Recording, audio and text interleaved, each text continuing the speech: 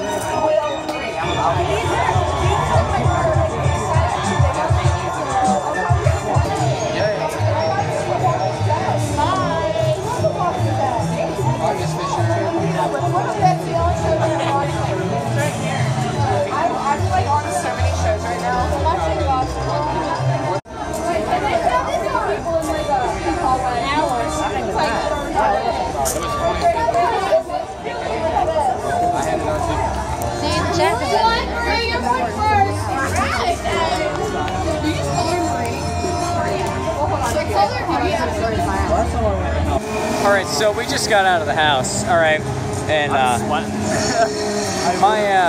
my final verdict here, just as a little quick thing, is that the first part of the house is a lot better than the second part, I would say. The second part has a lot of just like parts where nothing's going on. There's not much to look at. It's mostly just wood and everything. It's probably because they don't have enough room to make it that big inside, so they have to do stuff outside, but there's not many good stairs outside.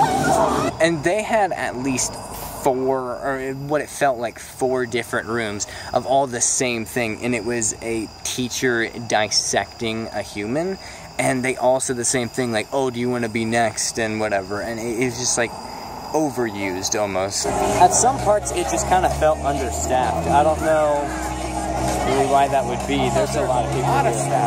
In the first part, I don't know, there were some rooms that just had straight up nobody in it. But it's definitely a haunted house worth checking out if you're in the Cincinnati area. The animatronics are amazing. They had a lot, but there wasn't much sound going with those either. The actors are so good. We have to watch our backs right now. Oh yeah. Because they're everywhere. Especially out here. The theming out here is great. All the theming is just awesome. You could definitely tell they put a lot of time, money, and effort into this place. It's definitely worth checking out. So I have heard a lot that this haunted house, they used to have the scare actors actually like grab you.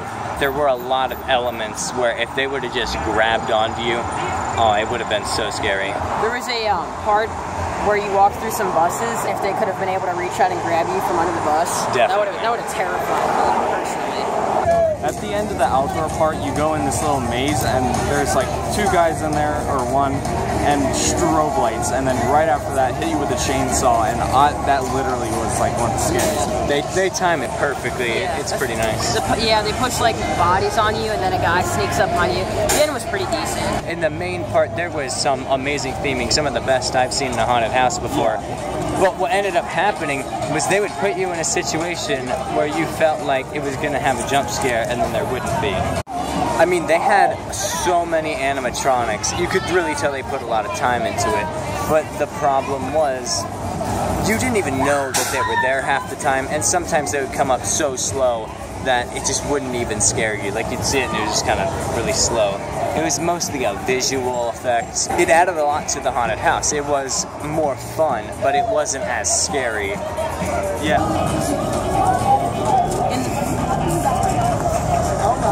Now, in the first part of the haunted house, the first half of it, it really felt like there wasn't an inch in that haunted house that wasn't thought out and planned in the theming.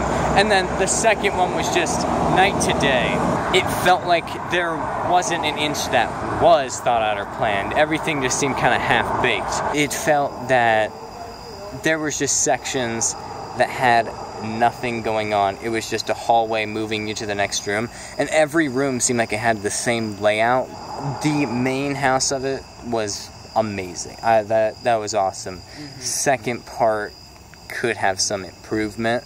Maybe if the second part was more like the first part, this would probably be like the best. And had a story to it. The pigs with chainsaws. And they overused the word piggy. Like, they called everybody a piggy. It seemed like it was like a second haunted house added to the already existing one. I mean, maybe it is.